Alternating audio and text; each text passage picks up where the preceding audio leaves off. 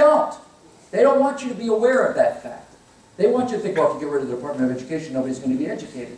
You're educating kids in your neighborhood on a local level, and you're cleaning the clocks of the kids that are going to public school. What do you need to spend $300 billion on a Department of Education for? And then the people in Washington who work for the Department of Education go, uh-oh.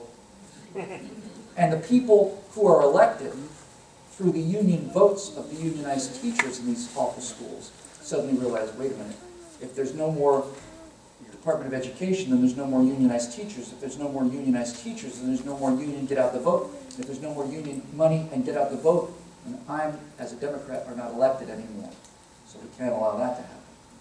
But it's happening, and they are terrified. So, we got to believe in our message.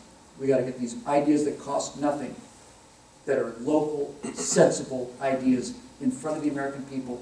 We got to get rid of that big dinosaur of a logo that the GOP has. You know the Republican logo with the blocky-legged elephant with a little curly trunk kind of thing that looks like it belongs over a second grade special needs class. It's like a rhino. It looks like a rhino. Yeah. It's, even our logo, even the Republican logo, is big, blocky, slow, stupid, and childish. Our logo, from now on, should be an R that looks like it's been carved into a wall with a jackknife, just like an R, like this, in red. Because that makes us what we really are. It makes us the Rebel Alliance. Right? We're not the squares, we're the Rebel Alliance. They're the squares, they're the evil empire. We're the Rebel Alliance. We're outnumbered, we're outgunned, we're getting in our X-Wing fighters, we're going to blow up the Death Star, which lives in Washington. The Death Star. We're going to blow up the Death Star. It's round, like an O. And this is how you rebrand the message to win. You tell kids, listen, there are two political parties. There's the party that tells people what to do, led by Emperor Palpatine, otherwise known as Barack Obama. And there is the party that says, leave us alone, we have a right to lead our own lives, led by no one.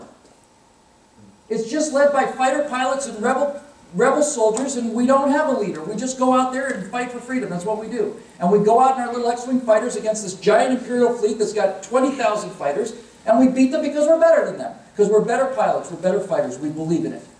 We believe in freedom, and freedom's going to win every time. Kids start going, I want to be on the side of the Rebel Alliance. I don't want to be on the side of the evil empire. So, here's the last thing before we open up for questions. What the GOP is doing now is they are making the biggest mistake in American history politically. And the best way to think of what the GOP is doing now, by looking at the political mistake they're making, is to look at the biggest commercial mistake, the biggest marketing and commercial mistake in American history, in world history. I'm going to tell you the story of the biggest error that has ever been made in economic history. It's thirsty work saving the country.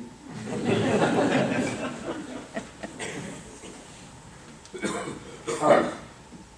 Let's think of conservatism as Coca-Cola, because conservatism has been the most popular brand in the world. Last time we ran conservatism, we won 49 states. Conservatism, when it's actually applied and when you believe it and understand it, conservatism wins every time. Because conservatism is, leave us alone, let's get rich. Leave us alone, let's get rich. Who's going to argue with that? So let's say that the conservative vision of America is Coca-Cola.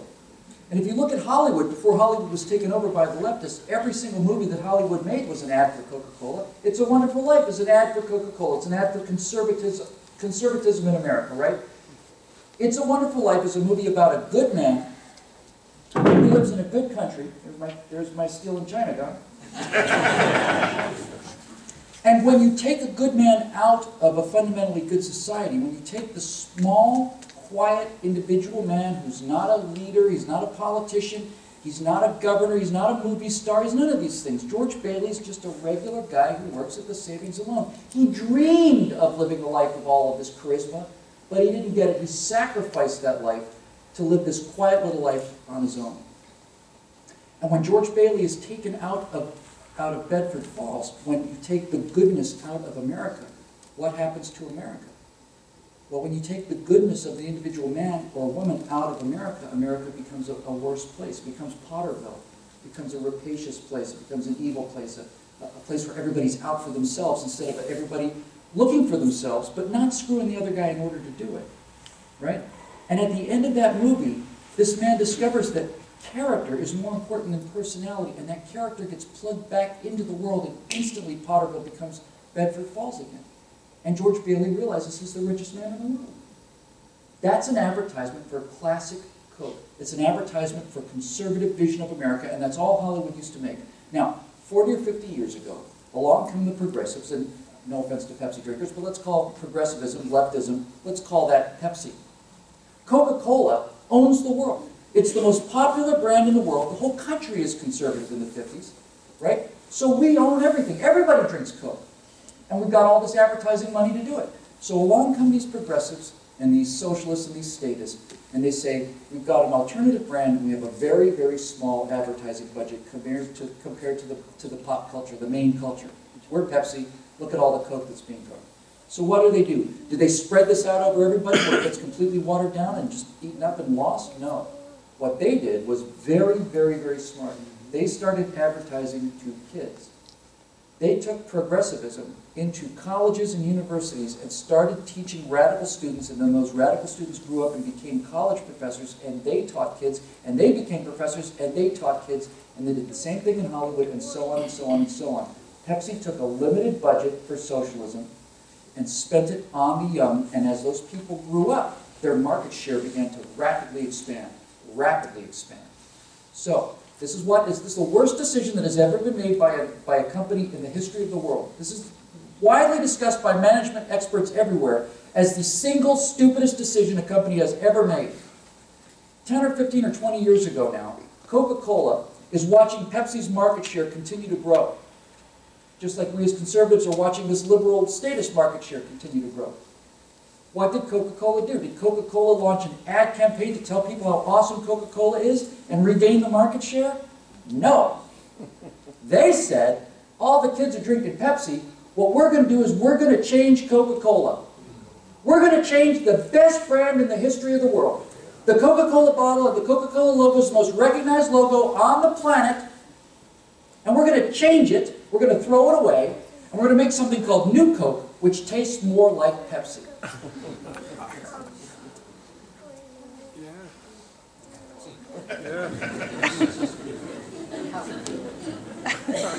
We're going to do what? We're going to make a new drink called New Coke. Okay? And that's how we're going to compete with Pepsi. How are you going to beat Pepsi with New Coke?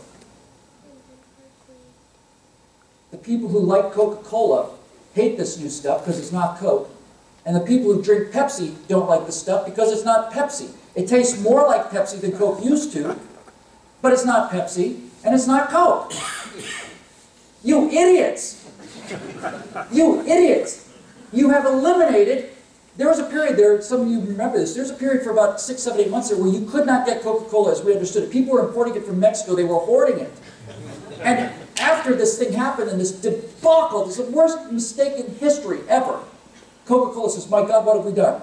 So then they start releasing Coke Classic, and then there's New Coke and Coke Classic, and then over the course of about 7, 8 years, they do this very soft shoe, kind of a backpedal, and now there's no longer any Coke Classic. It's back to original Coke. It was the biggest mistake in history. In history. Because nobody wanted to drink it. The people who like Coca-Cola didn't like it because it wasn't Coke, and the people who like Pepsi didn't like it because it wasn't Pepsi. And that's exactly what the GOP is doing to us now. They are taking a conservative message that has won every time it's been applied, and they're saying, no, we need to be more like the Democrats. We need to go more towards the middle. We need to go more towards the moderates. We have to be more like the moderates. We have to be more like the Democrats.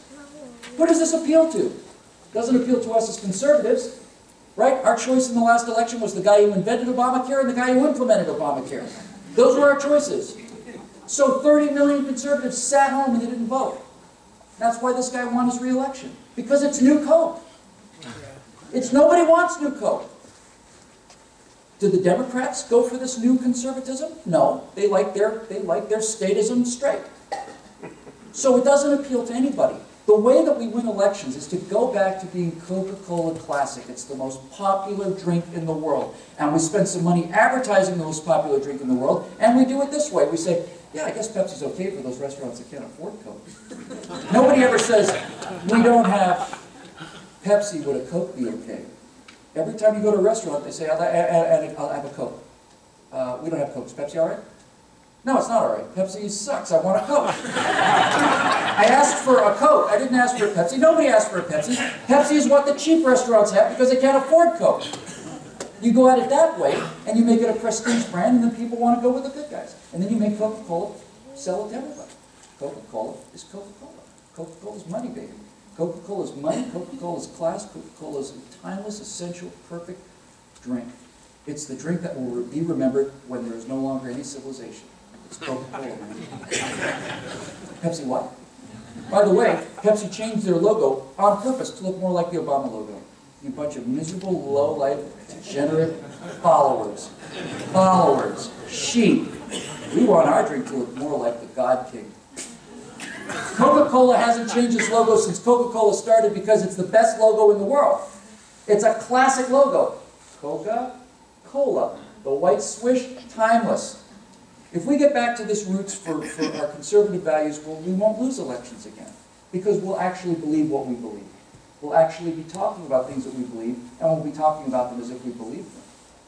So, what we're going to do for the second half of the final third anyway of the day today is, I want to tell you what I've been doing in order to rebrand this message and try to get in front of these things. I decided that the president has an awful lot of power, and that most of what the power of Barack Obama has behind him is, he has the power of the office.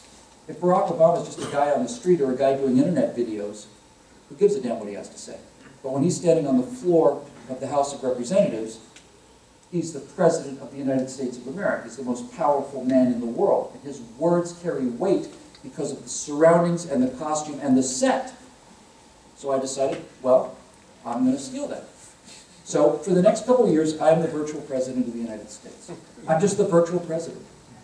I'm not going to make any apologies. I'm not going to explain how I got there. I am the conservative President of the United States. And I speak as the President of the United States. And I speak as if I had the power of the presidency. And I do things like I use a green screen technique that they use in movies to put myself on the floor of the Senate. So I'm addressing people. And that way, when I talk about things like gun control laws, and I cut to a reversal of Chuck Schumer looking at his shoes, it has power. And when I talk about voter fraud and how awful it is and needs to be eliminated, and there's no place for voter fraud in this country, and I have Al Franken leaping to his feet and applauding like this, it makes a point. Makes a point. So, what I thought we'd do is we'd have a Q&A session, we'll have a nice, long, vigorous one, and we'll do it as a virtual press conference where you can ask questions of your virtual president. And I want them to be hard. I want them to be the kind of questions that you have trouble with your liberal friends. I want them to be the kind of things that you find stump you.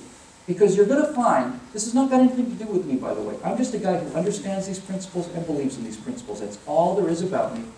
I'm a guy who can talk purdy, but I understand these principles and I believe them, and that's all that I have. There's nothing special about me, there's nothing unique about me. I just am a guy who studied this stuff, understands it, and believes it. So when you start asking these tough questions, I want you to listen to how effortless, not just easy, how effortless it is to knock these issues out of the park if you just understand this philosophy and believe in it. Now before we get to the Q&A, I want to take a quick moment to do a little bit of important housekeeping here. This meeting today was done in a way that we all should appreciate as conservatives. It was made free to you, and there's no obligation whatsoever. We're not going to lock the doors and make you pay us until we get out. But what we are going to do is we're going to take a little collection bucket, a couple of collection buckets up here, because the people that brought me out here spent a fair amount of money to do it. You're not under any obligation to pay. It's exactly what we like about the country. It's voluntary. If you think you got some value out of the time today, and you want to make a contribution to help defray their costs, they would dearly appreciate it. They're the best people I've ever met. I've spent the last day driving up and down the length of Minnesota with them. These people are excellent, terrific people. They're not asking you for anything. I'm asking you. So if we can get those collection buckets out, listen, if you throw $20 in now, it's going to be worth $3 by the time Obama's finished with the anyway. So just think of it as a $3 contribution, and we're going to try and find a way to stop these guys. Okay, so that's enough of the sales pitch. And again, listen, you're not under any obligation. I don't want to shame anybody into this. But if you think it's worth it, then you can help these people defray the cost. All right, so we're going to have a virtual press conference where you can ask questions of your virtual president, get conservative answers, and we'll start with you now. Mr. Virtual President, if you call me Mr. President, the real president's going to get upset. He's going to come after me with his drones.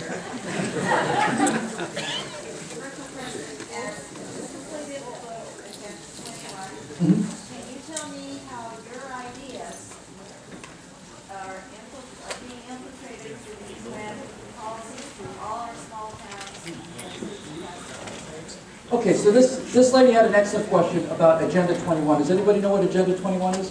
Anybody heard of it? Yeah. Give me a quick capsule description of Agenda 21, just so we're all on the same page. Anybody want to give me 2 sentences? Yes, sir.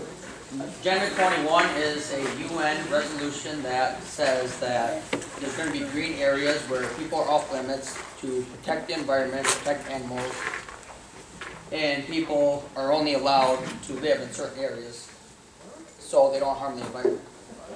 Right. Right. Agenda 21 is part of a UN package to basically force Americans to do things against their will. And as the virtual President of the United States, I'm here to tell you that the very first thing I'll say about Agenda 21 is I will be damned if I let people who are not elected by the American people tell the American people what to do. Period. End of discussion. I don't care what the subject is. I don't care if it's the International Small Arms Treaty. I don't care if it's International Rights of Passage on the Seas treaties. I don't care if it's things like this Agenda 21 green initiatives. If the laws that the American people are subject to must be written by the people that they sent to write those laws, and any laws that don't come from the elected representatives of the American people have no force of law over the American people. That's the beginning of the discussion, and it's really the end of the discussion right there. We are not subject to United Nations laws. We're not subject to United Nations opinions. I don't much care what they think, right? I just don't care. But certainly, any president who allows some extra constitutional authority to pass laws that Americans are required to live under is a violation of his oath of office to protect and defend the Constitution of the United States. We have one law in this country. One law. It applies to everybody. That applies to Sharia too. So if the president is saying that people who are not elected by the American people have the right to force them to do things through power of law, he has, by agreeing to that, violated his oath of office. He's not only incompetent, he's treasonous. That is the living definition of treason. He swore an oath to protect the Constitution of the United States, and by allowing these laws, he is in violation of that oath. That is the definition of treason.